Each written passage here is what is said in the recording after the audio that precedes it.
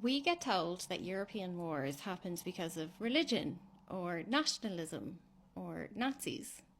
People fought for God, or their country, or because they hated their neighbours. But what if we follow the money? Why do we never ask, who paid for these wars? Who profited from them? Who controlled the resources? When you revisit history through a financial lens, a lot changes. We find that the same people, the same families, made money off war, regardless of the outcome. We find that supposed enemies often worked together behind the scenes. And we find that ordinary people pay the price, while the wealthy get richer. This is what primary sources tell us. I have trawled through the archives and gone all the way back to the start. Only this time, instead of looking at folktales and propaganda, I looked for receipts. Because you see, bankers and governments and churches, they like to archive their deceit. And so they themselves show us what really happened.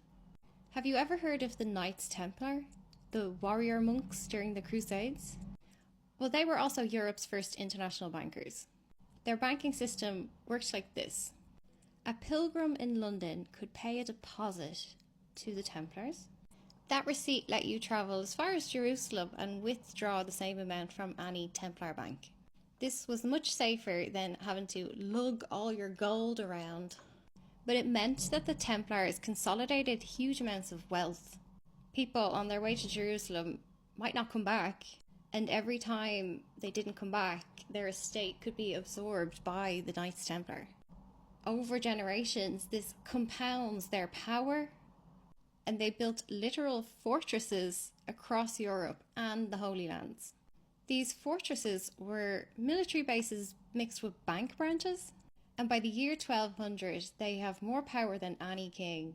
Most European kings are in debt to the Templars. This is proven by the Vatican's own archives, which include deposit receipts and transfer orders to and from the Templars that show you exactly how much money the Vatican owed the bank.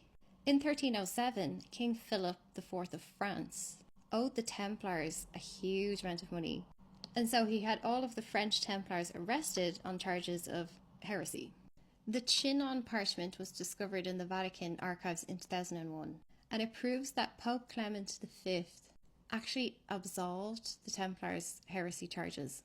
Think about King Philip IV's position in France. You get told that he was in debt, which he was, but the Templars were also tax farming in France on behalf of Rome. So from his perspective, they were operating as unaccountable international bankers inside of his realm. He didn't just press the case for heresy, he also called it usury, a practice condemned by the Church as a mortal sin. That document from the Vatican archives proves how deeply entangled the Pope was with international bankers. To condemn the Templars outright would have undermined the papal propaganda that was fueling the Crusades. By absolving them, the Pope protects Rome and its partners. If you asked French farmers at the time, they would have told you that the Templars were not just into heresy, but also sodomy and devil worshipping. Apparently that's a rumour. The papal file is an attempt to minimise the stain on the Church. The Templars lent money to kings, nobles, and the Pope itself, at a time when usury, charging interest on a loan, was still banned under canon law. Yet the Templars did it anyway.